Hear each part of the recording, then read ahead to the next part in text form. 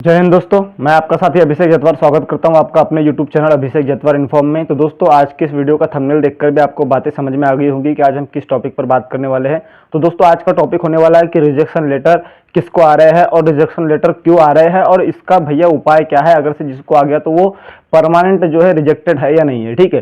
तो ये सारे डाउट के बारे में हम बात करने वाले हैं। अगर से चैनल पर नए हो तो सब्सक्राइब कर लेना, क्योंकि एसएससी जीडी और आर्मी अग्निवीर से रिलेटेड सारी इन्फॉर्मेशन इस चैनल पर आपको मिलती है। तो दोस्तों, सबसे पहली बात बताओ कि रिजेक्शन लेटर आ रहे हैं आपको क्रूशियल डेट के कारण, मतलब जिसका भी दोस्तों कास्ट सर्टिफिकेट अगर से किसका बना हुआ है, सेंट्रल का अगर से कास्ट सर्टिफिकेट आपका है और उसके साथ साथ अगर से वो 1 जनवरी 2024 के बाद का बना हुआ है तो आपको रिजेक्शन लेटर मिल रहे हैं। अब रही बात किसको जो है रिजेक्शन लेटर मिल रहे हैं, तो वो परमानेंट जो है डिस्क्वालीफाई है, मान सकते हैं, है ना। तो मैं बता दूं कि अगर से मानकर चलिए आप 23 साल से ज़्यादा की एज आपकी हो चुकी है और अगर से आपने सेंट्रल का कास्ट सर्टिफिकेट जो है 1 जनवरी 2024 के बाद का लगाया हुआ है, ठीक है, तो आपको जो है रिजेक्शन लेटर मिल सकता है। क्योंकि ऐसा अभी मैं बता रहा हूँ कि यानी कुछ बहुत सारे भाई हैं जिनको रिजेक्शन लेटर मिल चुका है और अभी बहुत सारे भाई ऐसे भी हैं जिनको रिजेक्शन लेटर बिल्कुल भी नहीं मिला है, ठीक है ना। तो अब बात हो जाती है कि अगर से आप 23 साल से नीचे के हैं, 23 साल से कम आपकी एज है और अगर से आपने सेंट्रल का कास्ट सर्टिफिकेट नहीं भी दिया है तो आपको वो जनरल में काउंट कर देंगे, क्योंकि जनरल की एज 18 साल से 23 साल तक इसका क्राइटेरिया होता है। तो अगर से आपके पास दोस्तों मान के चलिए आप ओबीसी के हैं और आप अगर से 22 साल के ये और आपके पास सेंट्रल का कास्ट सर्टिफिकेट आपने 1 जनवरी 2024 के बाद का लगाया है तो आपको वो जनरल में काउंट कर देंगे। लेकिन अगर से आप 23 साल से ज्यादा के हैं, आप ओबीसी कैंडिडेट है और आपने जनरल का कास्ट मतलब सेंट्रल का कास्ट सर्टिफिकेट लगाया है 1 जनवरी 2024 के बाद का, तो भाई अब 23 साल से ज्यादा है और आपको यूआर में वो कैसे डालेंगे, क्योंकि आप ऑलरेडी 18 से 23 साल के नहीं है, आप खुद 24-25 साल के हैं, तो आप जनरल के क्राइटेरिया में आ ही नहीं सकते, इसलिए आपको डायरेक्ट रिजेक्ट कर दिया जाएगा, ठीक है, ये है। लेकिन अभी हर जगह भाई रिजेक्ट नहीं किया गया है, बहुत सारे सेंटर ऐसे हैं मतलब जहां पर मतलब मैक्सिमम 90% ऐसे सेंटर है जहां पे रिजेक्ट नहीं किया गया है, 10% सेंटर है जहां पे रिजेक्ट कर दिया गया है, उनको रिजेक्शन मतलब लेटर आए हैं, ठीक है। अब बात हो जाती है इसका उपाय क्या है।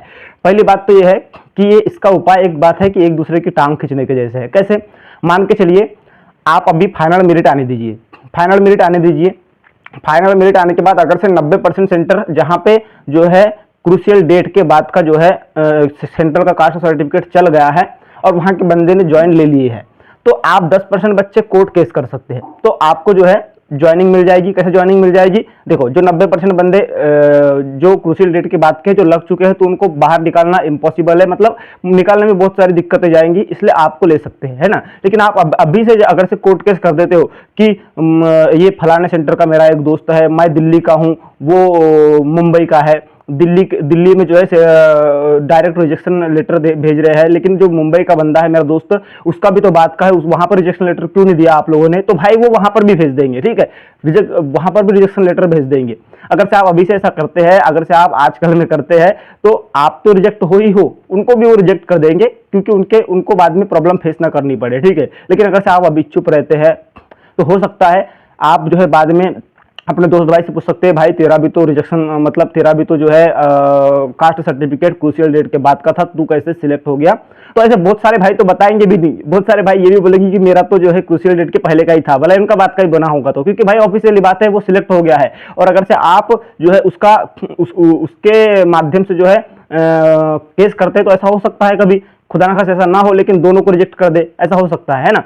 तो इसलिए जो है देख सकते हैं इसमें या तो आप पे डिपेंड करता है आप केस करते हैं या नहीं करते हैं। लेकिन एक बात से देखा जाए तो दोनों तरफ से घाटा भी हो सकता है। कैसे कि मान के चलिए अगर से वो 90% ऐसे सेंटर है जहां पर क्रूशियल डेट के बाद का सेंट्रल कास्ट सर्टिफिकेट चला है, तो वो बंदा अगर से उसका ज्वाइनिंग लेटर आ चुका है और आप बोलते हैं कि भैया मेरा तो क्रूशियल डेट के जो है बात का मेरा भी था और उसका भी था, उसको आपने कैसे ले लिया, तो हो सकता है कि उसको भी बाद में टर्मिनेट कर दे और आपको भी टर्मिनेट कर दे, ये भैया एसएससी के ऊपर है। नहीं तो हो सकता है कि उसको तो लिया आपको भी ले सकता है और हो सकता है उसको तो लिया लेकिन आपको ना ले, ये भी हो सकता है। लेकिन कुछ भी नहीं कह सकते इसके ऊपर, वो बस आयोग पर डिपेंड करता है कि वो क्या करे, है ना। लेकिन आप अभी से करेंगे तो ऐसा नहीं होगा, आप अभी से अगर से केस कर देंगे तो हो सकता है कि आप तो रिजेक्ट हो ही हो, उस बंदे को भी, उस सेंटर के बंदे को भी रिजेक्ट कर दे और बाद में एक चांस बन सकते हैं कि भैया उनको ले लिया है तो तुमको भी ले ले, ठीक है। बस यही था वीडियो के माध्यम से ये जानकारी मैं आपको देना चाह रहा था। भैया जो 23 साल से ज़्यादा हो चुके हैं और उनके सेंट्रल कास्ट में प्रॉब्लम है तो उनको दिक्कत हो सकती है। बाकी जो 22 और 21 साल के हैं और वो अगर से ओबीसी है और उनका अगर से सेंट्रल कास्ट का ऐसा क्रूशियल डेट के बाद का भी है तो उनको भैया ले लेगा, यूआर में काउंट कर लेगा। लेकिन आप सोचिए कि बहुत सारे स्टेट और डिस्ट्रिक्ट ऐसे जहाँ पर यूआर में कम मतलब कंपटीशन रहता है, लेकिन अधिकतर यूआर में ज़्यादा ही कंपटीशन रहता है। तो मेरे हिसाब से देखा जाए तो आपका ही घाटा है ना। तो बस यही जानकारी आपको देना चाह रहा था। अगर से आपको पसंद आई होगी तो बताना और अपनी राय कमेंट में जरूर रखना। कब का सर्टिफिकेट अपलोड किया था, कहाँ सेंटर था, जरूर बताना, ठीक है।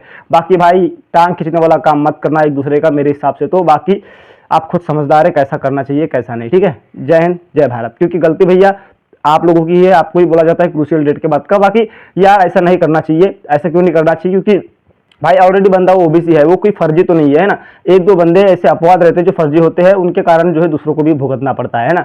तो मिलेंगे नेक्स्ट वीडियो में, तब तक के लिए आप अपना ध्यान रखें, अपने परिवार का ध्यान रखिए। जय हिंद जय भारत।